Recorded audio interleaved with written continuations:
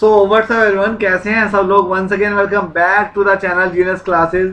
और मैं विपुल शर्मा आप सभी बच्चों का स्वागत करता हूं बिजनेस मैनेजमेंट की शानदार क्लास के अंदर।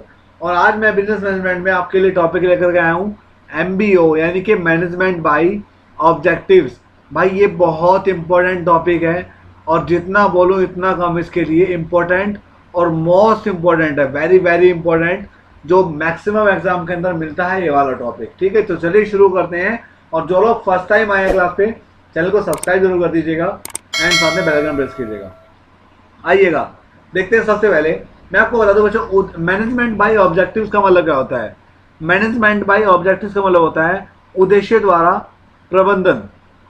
क्या मतलब होता है उद्देश्य द्वारा? मैं यहां पे लिख देता हूं, उद्देश्य द्वारा प्रबंधन। बहुत बच्चे हैं जो हिंदी में भी कहते हैं मुझे क्वेरीज में कि सर आप थोड़ा हिंदी में डिफाइन कर दिया करें। तो एनीवे बेटा, मैं हिंदी में भी डिफाइन कर दूंगा।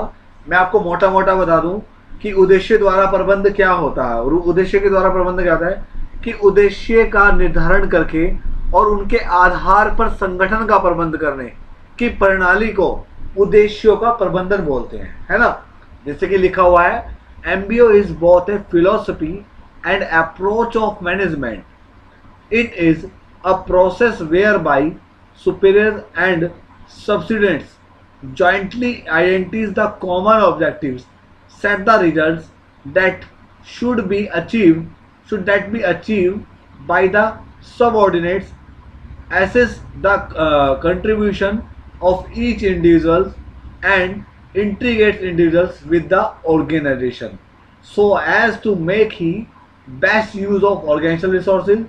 Then MBO is a system of integrating marginal activities. तो ऐसा करके आप इसका मीनिंग लिख सकते हैं अगर आपके क्वेश्चन में इसका अर्थ आ जाता है बताने का। और जैसे मैंने आपको हिंदी में बताया कि प्रबंध का अर्थ क्या होता है, मतलब उद्देश्यों द्वारा प्रबंध का अर्थ क्या होता है, तो उद्देश्यों का निर्धारण करके और उनके आधार पर संगठन का प्रबंध करके की प्रणाली को ही क्या कहते हैं, उद्देश्य द्वारा प्रबंध कहते हैं। ठीक है, आइएगा थोड़ा सा आगे बढ़ते हैं आप लोगों के थ्रू। क्या लिखा हुआ है, according to Connells and O'Donnell, MBO is a comprehensive marginal system that integrates many key marginal activities in a systematic manner, consequently directed toward the effective and efficient achievement of organizational objectives। ठीक है, आइएगा features के बारे में पढ़ते हैं। इसके क्या क्या फीचर्स हैं इसके, बहुत अच्छे से डिफाइन करेंगे। जैसे कि लिखा हुआ है कि MBO is an approach and philosophy to management and not merely a technique। ठीक है ना। MBO gives emphasis open objectives। MBO is concerned with the participation of concerned managers, eye objective sitting and performance review। and fourth आता है MBO review performance periodically। और fifth आता है objectives in MBO provide guidance for appropriate system and procedures।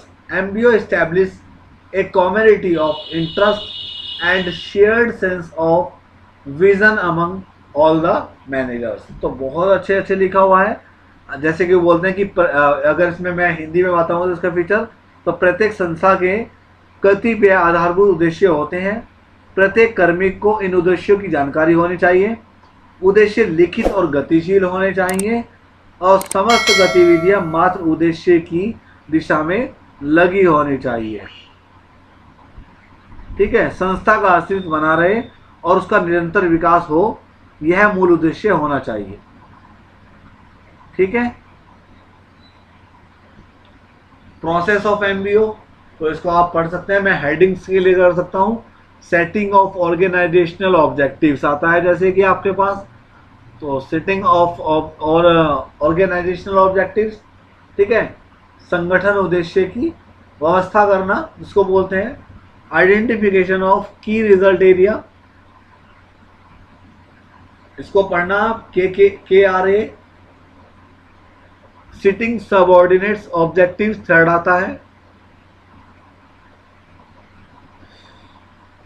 Matching resources with objectives आता है। Appraisal आता है और रिसाइकिलर आता है, ठीक है। इसके बाद बेनिफिट्स ऑफ एमबीओ है। MBO helps is better managing the organisational resources and activities. दूसरा आता है since organisational objectives are defined very clearly in MBO they help in relating the organisation with its environment, है ना। और third आता है MBO provides greatest opportunity for personal satisfaction because of their participation in objective setting and rational performance, ठीक है। और fourth आता है MBO stimulates organisational change and provides for framework and guidance organisational change. इसके बाद problem and limitation डाला हुआ है, तो आप इसको अच्छे से पढ़िएगा। MBO is a time consuming and costly process. MBO failure to teach MBO philosophy. Problem in objective setting, है ना। ये सब पढ़ लीजिएगा अच्छे से और अच्छे से हेडिंग्स बना करके आप लोग लिख करके आइएगा। अगर आपके पास एमबीओ का क्वेश्चन आता है तो इसके ऑब्जेक्टिव, इसका मीनिंग, इसके फीचर्स, इसकी प्रॉब्लम एंड लिमिटेशंस अच्छे से लिख करके आइएगा।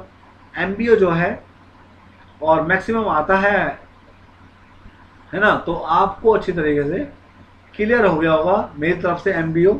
और मैं आपको कहना चाहूँगा कि जो ये मैंने आपको पढ़ाया है ना प्रॉपर, आपको क्या करना है, इसको स्क्रीनशॉट लेकर के, मेन होता है बच्चों हेडिंग्स। अगर आपने हेडिंग अच्छी तरीके से मेंशन की हुई है, हेडिंग को अच्छी तरीके से लिखा हुआ है, तो भाई आपको किसी भी तरह की कोई भी प्रॉब्लम नहीं आएगी। बिकॉज थ्योरी लिखने का मतलब ये नहीं होता कि आप पूरा याद करके जाएं उसको। मैं आपको सिर्फ सजेशन दूंगा कि आपको कुछ समझ करके जाइए। जैसे मैंने आपको एक मीनिंग समझा दिया कि एमबीओ का मतलब क्या होता है। एमबीओ का मतलब होता है प्रबंधन द्वारा उद्देश्य। तो बस आपको इसको देख करके इसकी हेडिंग्स प्रिपेयर करनी है, इसके फीचर्स प्रिपेयर करने हैं, क्या क्या चीज़ें मेन होती हैं, है ना, क्या क्या चीज़ों का ध्यान रखना होता है, क्या इसकी लिमिटेशंस हैं, क्या इसके ऑब्जेक्टिव्स हैं, जो भी मैंने आपको रिटर्न में बताया है। आपको क्या करना है, उसको हेडिंग्स बना करके अच्छे से अपने एग्जाम के अंदर लिख करके आना है।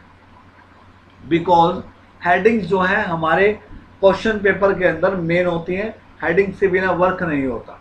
अगर आप हेडिंग्स अच्छे से मेंशन करके आएंगे तो गारंटी है आपका पेपर बहुत अच्छा होगा और आप अच्छे से अच्छा लिख कर, कई बार मिस्टेक भी हो जाए तो वो भी एग्जामिनर इग्नोर कर देता है, ठीक है ना। तो चलिएगा, आई होप आपको क्लास अच्छी लगी होगी। तो अच्छी लगे तो लाइक करो, शेयर करो और कमेंट जरूर करके बताओ कैसी लगी। एंड साथ ही अगर आपने अभी तक चैनल को सब्सक्राइब नहीं किया तो सब्सक्राइब जरूर कर दीजिएगा। मुझसे बात करनी है तो उसके लिए आप मेरा टेलीग्राम ग्रुप ज्वाइन कर सकते हैं, जिसका लिंक डिस्क्रिप्शन में दिया गया है। कुछ भी क्वेरीज हो वो वहाँ आप रख सकते हैं।